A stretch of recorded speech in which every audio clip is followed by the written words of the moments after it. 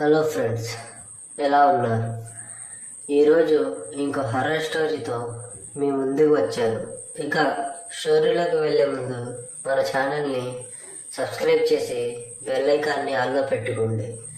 అలాగే ఈ వీడియోని తప్పకుండా లైక్ చేయండి. ఇక స్టోరీలోకి వెళ్తే ఒక మారుమూల గ్రామం ఉండేది. అందులో సుమారుగా ఒక 40 ఇళ్ళు మాత్రమే ఉండేవి. ఇక ఆ గ్రామంలో కార్తీక్ అనే ఒక యువకుడు ఉన్నాడు.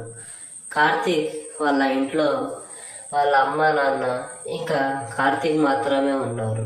ఒకరోజు కార్తీక్ సంక్రాంతి పండుగ రావడంతో కార్తీక్ వాళ్ళ అమ్మతో, అమ్మ నాకు డబ్బు లేవు, పండగ వస్తుందిగా, మా ఫ్రెండ్స్ కొత్త బట్టలు కొనుక్కుంటున్నారు అని వాళ్ళ అమ్మతో చెప్పాడు.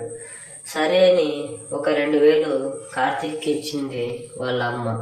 కార్తీక్ వాళ్ళ ఫ్రెండ్స్తో కలిసి సిటీకి వెళ్ళి కొత్త బట్టలు కొనుక్కున్నాడు. ఇక అప్పుడే చాలా ఆలస్యం అయ్యింది. కార్తీక్ ఫ్రెండ్స్ కార్తీక్తో, రే ఏమైనా తిందాంరా అని చెప్పారు.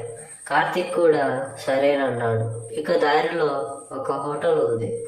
దాంట్లో బిర్యానీ తిని ఇక అందరూ మాట్లాడుకుంటూ వాళ్ళ ఊరికి బయలుదేరారు. ఇక అప్పుడే టైం 11:30 అయ్యింది. ఇక కార్తీక్ ఫ్రెండ్స్ దారిలోనే ఎవరిళ్ళకు వాళ్ళు వెళ్ళిపోయారు.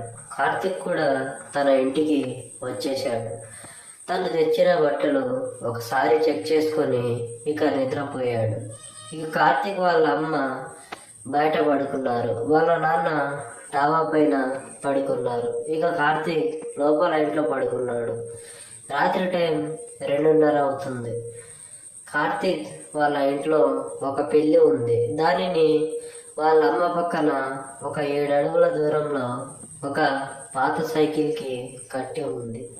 ఇక ఆ రోజు రాత్రి చీకటి అలుముకుంది. టైం చూస్తే 2:30 అవుతుంది. కార్తీక్ నిద్రపోతున్నాడు. ఇక అదే టైంలో ఒక భయంకరమైన ఏడుపు కార్తీక్కి వినిపించింది.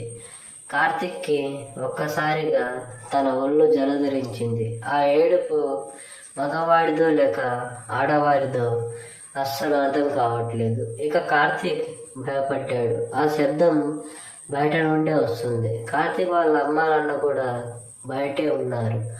ఆ ఏడుపు వాళ్ళకి వినపడలేదు. కార్తీక్ కొద్దిగా బయటికి వెళ్ళి చూస్తే వాళ్ళ అమ్మ నిద్రపోతూ ఉంది. ఆ ఏడుపు మాత్రం అస్సలు ఆగడం లేదు. కార్తీక్ వాళ్ళ అమ్మని నిద్రలేపాడు. వాళ్ళ అమ్మ కూడా ఆ ఏడుపుని విన్నారు. అప్పుడే కార్తీక్ వాళ్ళ పిల్లి కార్తీక్కి కనిపించింది. దాని మెడలో తాడు లేదు.